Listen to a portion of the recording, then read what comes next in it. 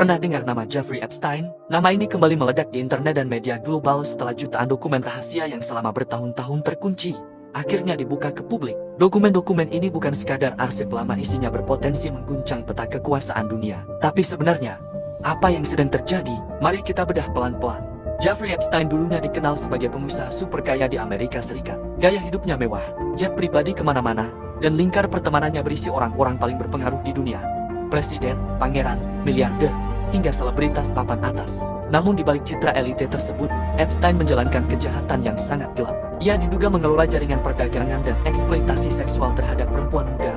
Banyak di antaranya masih di bawah umur. Pulau pribadinya disebut-sebut menjadi lokasi utama kejahatan itu berlangsung, jauh dari pengawasan hukum. Pada tahun 2019, Epstein akhirnya ditangkap oleh otoritas Amerika Serikat. Dunia menunggu persidangan yang diakini bisa membuka tabir besar kekuasaan dan kejahatan. Tapi harapan itu runtuh ketika Epstein ditemukan meninggal di sel penjara sebelum sidang dimulai, sebuah kematian yang hingga kini masih menyisakan tanda tanya besar. Masuk ke awal tahun 2026, publik kembali dikejutkan. Pemerintah Amerika Serikat resmi merilis sekitar 3,5 juta halaman dokumen rahasia terkait kasus Epstein. Pembukaan ini dimungkinkan oleh undang-undang baru bernama Epstein Files Transparency Act, yang mendorong transparansi penuh atas kasus-kasus kejahatan besar yang selama ini tertutup.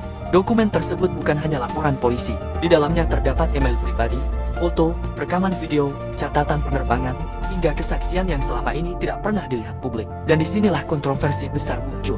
Sejumlah nama tokoh dunia ikut tercantum dalam berkas tersebut. Dari politisi seperti Donald Trump dan Bill Clinton, hingga pengusaha dan figur publik ternama lainnya. Namun satu hal penting perlu ditegaskan, munculnya nama dalam dokumen ini tidak otomatis berarti terlibat kejahatan. Sebagian nama tercantum sebagai saksi, kontak sosial, penumpang pesawat, atau bahkan hanya disebut dalam laporan pihak ketiga yang belum tentu terverifikasi.